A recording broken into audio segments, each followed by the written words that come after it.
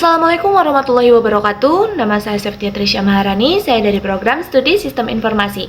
Pada kesempatan kali ini, saya akan membuat aplikasi pemesanan bahan ajar Sita menggunakan Vue.js untuk memenuhi mata kuliah pemrograman berbasis web.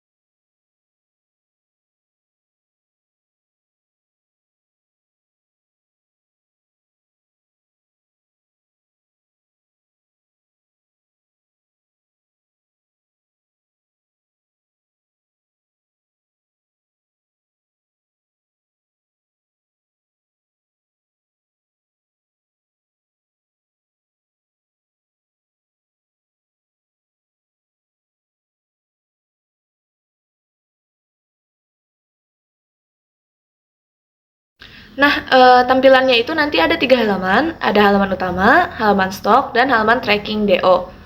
Buat struktur foldernya, pertama itu kan di soal struktur foldernya itu kan harus rapi. Nah, jadi saya bikin folder tugas 2 view UT, isinya itu ada index HTML, stok HTML, tracking HTML, folder CSS buat style CSS, dan folder JS yang isinya 3 file, yaitu data bahan ajar JS, stok app JS, sama tracking app JS.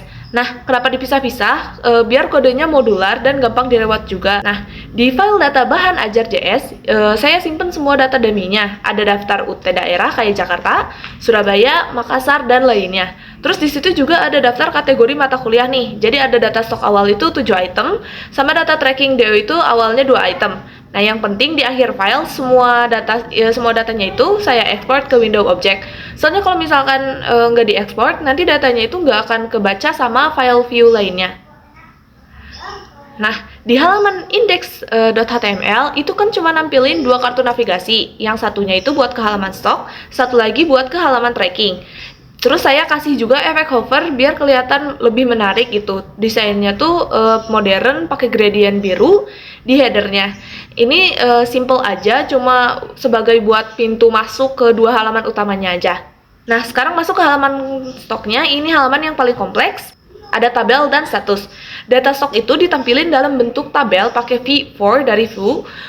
Buat status stok itu saya pakai v-if, v-else-if, sama v-else. Jadi kalau misalkan stoknya 0, statusnya kosong warna merah. Terus kalau misalkan stoknya kurang dari safety, statusnya menipis jadi warna orange. Kalau stoknya cukup, statusnya berubah aman jadi warna hijau. Saya kasih icon juga supaya lebih jelas aja gitu. Buat filter dan sortirnya, itu di atas tabel ada panel filter. Pengguna tuh bisa filter berdasarkan UT daerahnya, berdasarkan kategorinya, atau centang reorder buat lihat stok yang pernah diisi ulang. Filter ini saya handle pakai computed property. Di computed property yang sama, saya juga handle sorting. Jadi pas pengguna klik header table, datanya nanti otomatis keurut naik atau turun. Ada tombol reset filter juga buat balikin semuanya ke awal. Nah, di tambah edit dan hapus itu, buat tambah data, saya pakai tombol yang munculin form.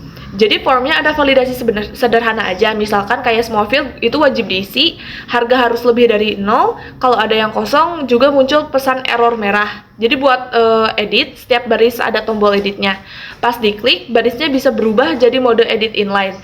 Pengguna juga bisa langsung ubah datanya, terus klik centang buat simpan atau silang buat batalin. Buat hapus, juga ada tombol hapusnya. Pas diklik muncul konfirmasi dulu, baru datanya bisa hilang dari tabel setelah dikonfirmasi. Nah, untuk watcher, saya juga pasang watcher di halaman stok ini buat ngelog setiap kali filternya berubah. Ini tuh cuma buat nunjukin kalau saya pakai filter watcher dari view. Masuk ke halaman tracking delivery order, itu kan ada daftar DO. Nah, daftar DO ini ditampilin dalam table, ada kolom nomor DO, NIM, nama, paket, ekspedisi, tanggal kirim, total harga, status, sama aksi. Nah, awalnya itu udah ada 2 data DO di situ. Terus kan kita bisa tambah DO dengan generate otomatis tuh. Fitur tambah DO ini menurut saya yang paling menarik karena pertama, nomor DO di generate otomatis pakai computed property. Sistem itu bakal ngebaca nomor DO terakhir, terus nambahin 1. Jadi formatnya kayak DO 2025 strip 001 lanjut DO 2025 strip 002 gitu seterusnya. Terus kedua, pas milih paket dari drop down, detail isi paket itu langsung muncul di bawahnya gitu. Ini saya pakai watcher yang ngelihat perubahan pilihan paket. Jadi setiap ganti paket, detailnya itu langsung ke update. Watcher juga saya pakai buat ngisi tanggal kirim otomatis. Pas form tambah DO kebuka, tanggal kirim langsung bakal keisi dengan tanggal hari ini. Saya juga bikin validasi di form ini, jadi NIM itu wajib diisi dan harus 9 digit angka. Jadi nama, ekspedisi, paket, tanggal kirim juga wajib diisi. Kalau ada yang kurang, muncul pesan error gitu. Nah, terakhir, setiap baris DO itu kan ada tombol detail. Pas diklik, itu bakalan muncul modal yang nampilin informasi lengkap sama timeline perjalanan paketnya. Jadi timeline ini tuh nunjukin dari paket diterima di loket, sampai selesai diantar ke penerima, lengkap sama waktunya. Untuk tampilan ini saya pakai CSS eksternal, temanya biru gelap, pakai gradient. Saya bikin efek hover juga di kartu, tombol, sama baris tabel biar lebih hidup aja. Sekian penjelasan dari saya, mohon maaf bila ada kesalahan atau kekurangan dalam penyampaian materinya. Selebihnya terima kasih banyak. Wassalamualaikum warahmatullahi wabarakatuh.